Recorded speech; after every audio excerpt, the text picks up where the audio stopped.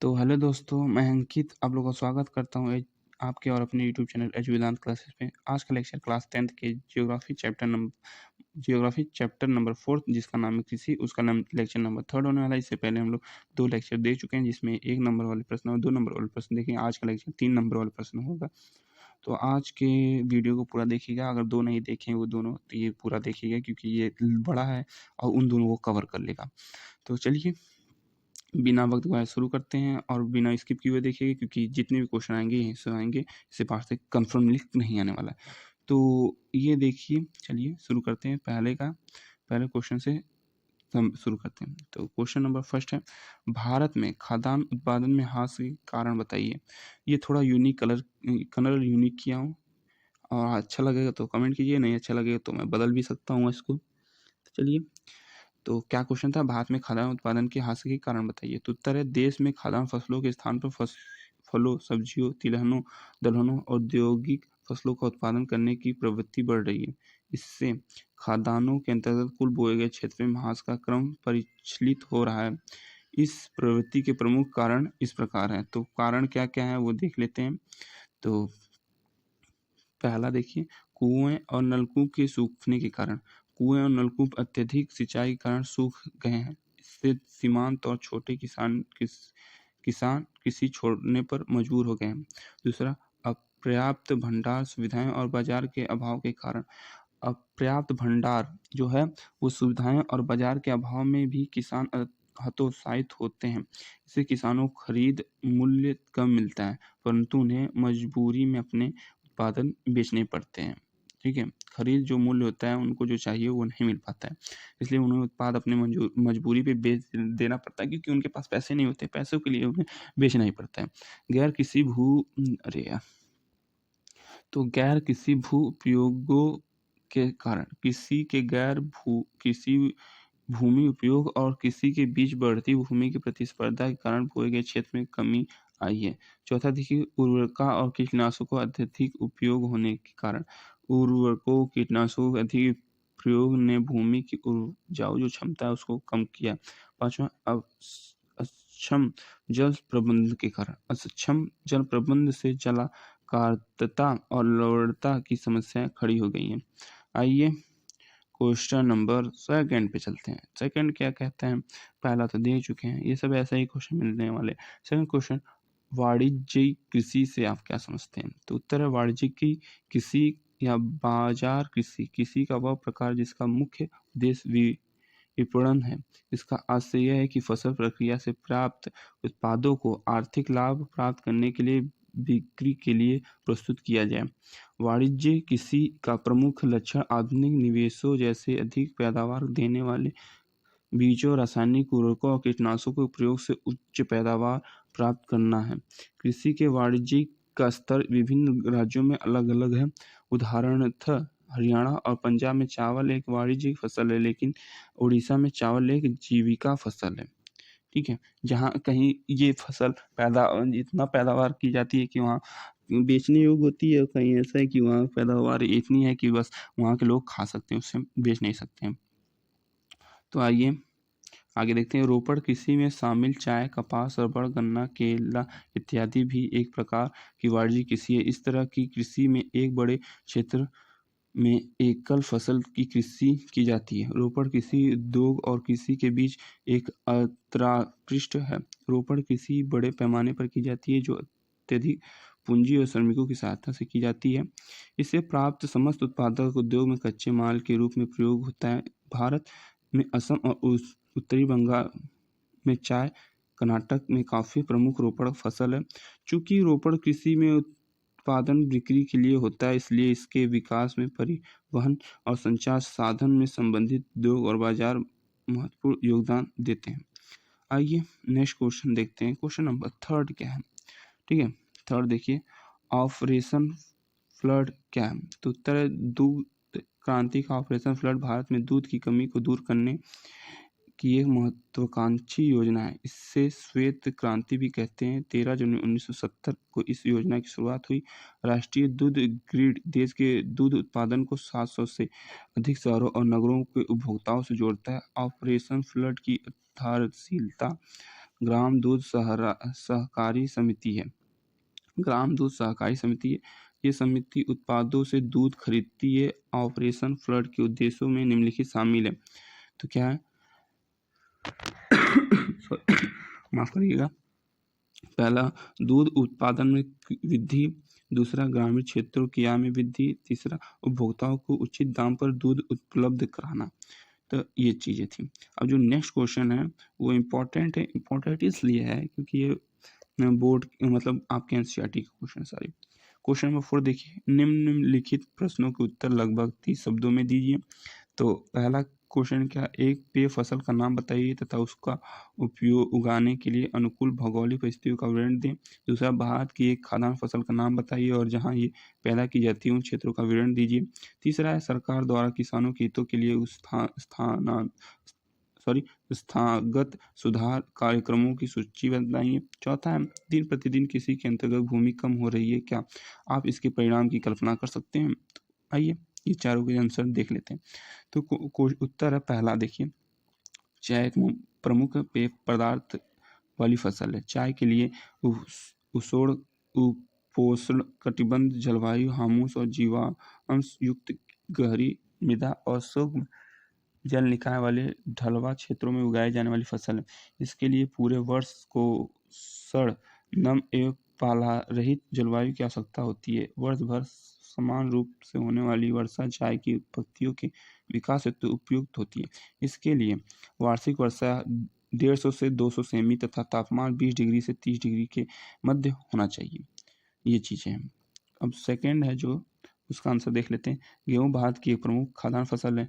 गेहूँ की कृषि भारत के उत्तर और पश्चिमी भाग में की जाती है। उत्तर पश्चिमी में गंगा सतलज का मैदान और दक्कन का काली मृदा वाली क्षेत्र देश के 2 प्रमुख गेहूं उत्पादक क्षेत्र हैं।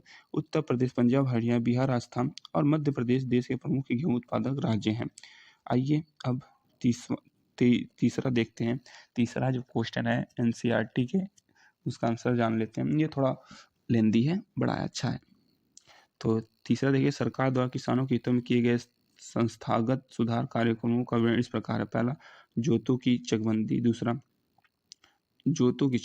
दूसरा, खदानों की अधिक उपज देने वाले बीजों से हरित क्रांति। तीसरा, जमींदारी प्रथा का अंत और चकबंदी।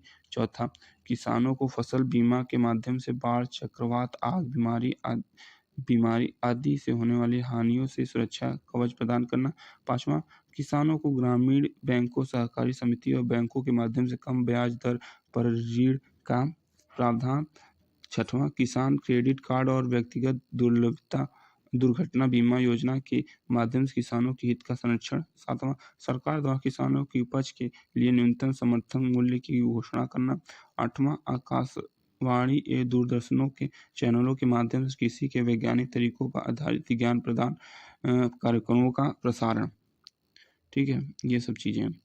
आइए नौवां देखिए, सरकार द्वारा सॉयल कार्ड जारी कर भूमि का परीक्षण कराया जाता है और उन्हें इस बात की जानकारी दी जाती है कि उन्हें अपनी ज़मीन में किस उर्वरक का और कितना मात्रा में उपयोग करना चाहिए। और आइए चौथा देखते हैं, लास्ट वाला जो क्वेश्चन है थोड़ा गला बैठ रहा है। चौथा, किसी भूमि के दिन प्रतिदिन घटने के प्रमुख परिणाम इस प्रकार है। क्या क्या है वो देख लेते हैं। तो 4 परिणाम है। पहला परिणाम, खाद्यान्न का अभाव।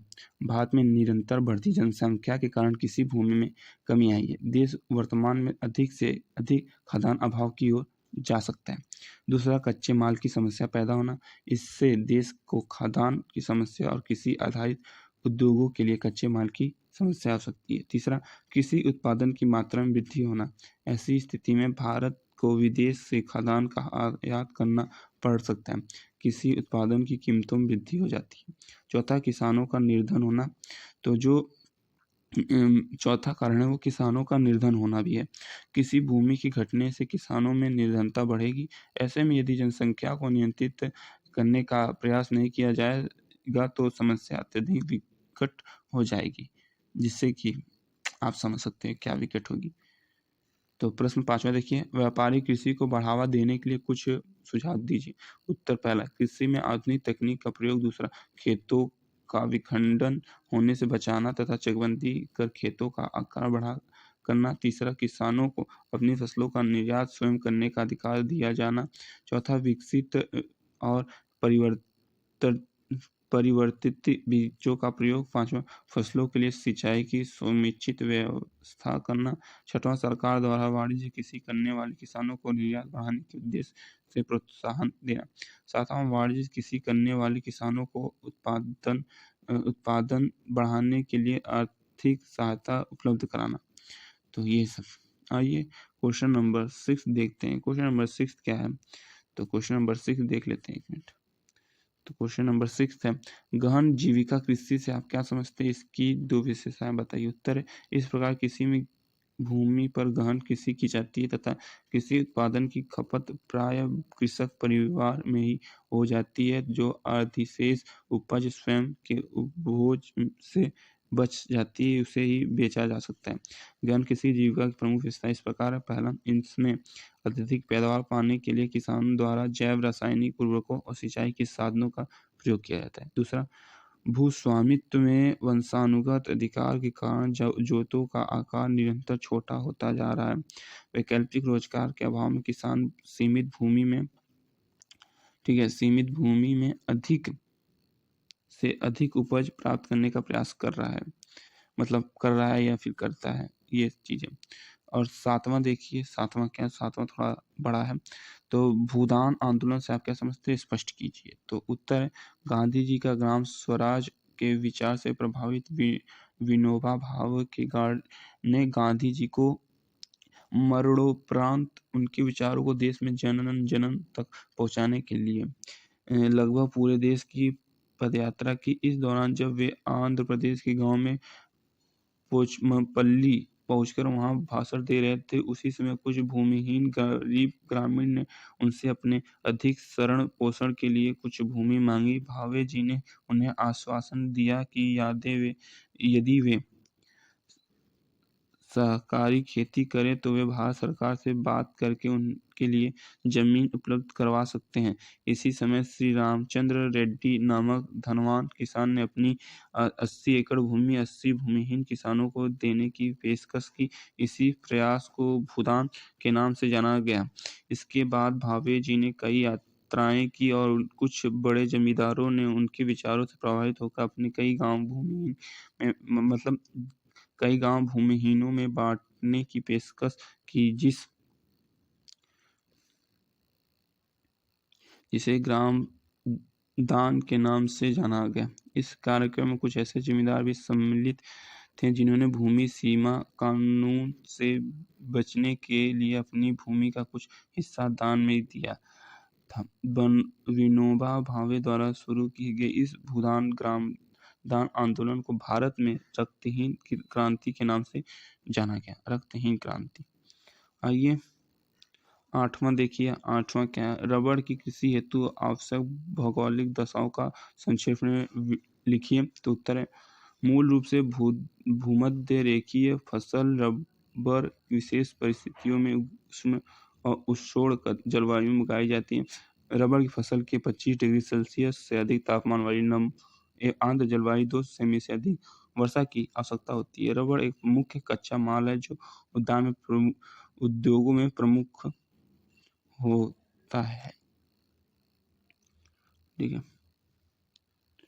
इसे मुख्य रूप से केरल, तमिलनाडु, कर्नाटक, अंडमान निकोबार द्वीप समूह और मेघालय के गोरा पहाड़ियों में उगाया जाता है। प्राकृतिक रबड़ के उत्पादन में भारत का विश्व में 5वां स्थान है। तो ठीक है, 5वां स्थान है भारत का। आइए 9वां देखते हैं। 9वां क्या है? सॉरी, 9वां है, कृषि की 3 समस्याओं का उल्लेख कीजिए। तो उत्तर, कृषि की 3 समस्याएं इस प्रकार है। पहला, बढ़ती जनसंख्या। धीरे धीरे खाद्यान्न फसलों की कृषि का स्थान है। एक बार फिर से, धीरे धीरे खाद्य फसलों की कृषि का स्थान फलों, सब्जियों, तिलहनों और उद्योगों फसलों की कृषि लेती जा रही है। इससे अनाजों और दालों के अंतर्गत बोया गया क्षेत्र कम होता जा रहा है। भारत की बढ़ती जनसंख्या के साथ घटता खाद्यान्न देश की भविष्य की खाद्य सुरक्षा पर प्रश्न चिन्ह लगाता है। दूसरा, भूमि के आवासन इत्यादि जैसे गैर कृषि भू उपयोगों और कृषि की बढ़ती भूमि की प्रतिस्पर्धा के कारण बोए गए निबल क्षेत्र में कमी आई है। तीसरा, रासायनिक उर्वरकों और कीटनाशकों का अत्यधिक प्रयोग। तो क्या है, ये जान लेते हैं। तो रासायनिक उर्वरक, पीड़कनाशी और कीटनाशी जिन्होंने कमी नाटकीय परिणाम प्रस्तुत किए थे को अब मिट्टी के निम्नीकरण का दोषी माना जा रहा है। आइए 10वां क्वेश्चन देखते हैं। 10वां क्वेश्चन क्या है?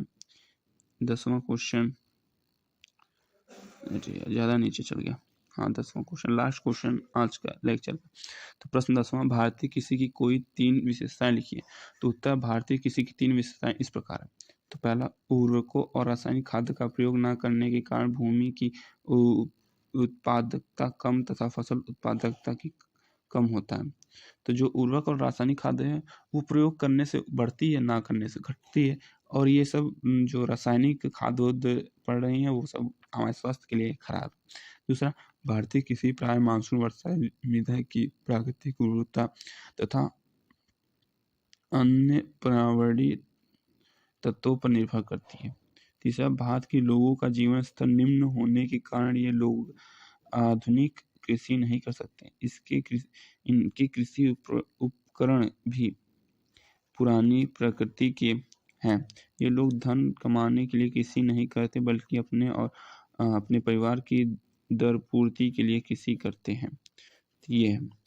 आज आई होप आप लोगों को वीडियो अच्छा लगा हो और वीडियो को बिना स्किप किए पूरा अच्छे से देखिएगा, इससे बाहर से क्वेश्चन नहीं आएगा, कॉन्फिडेंटली बोल रहा हूँ।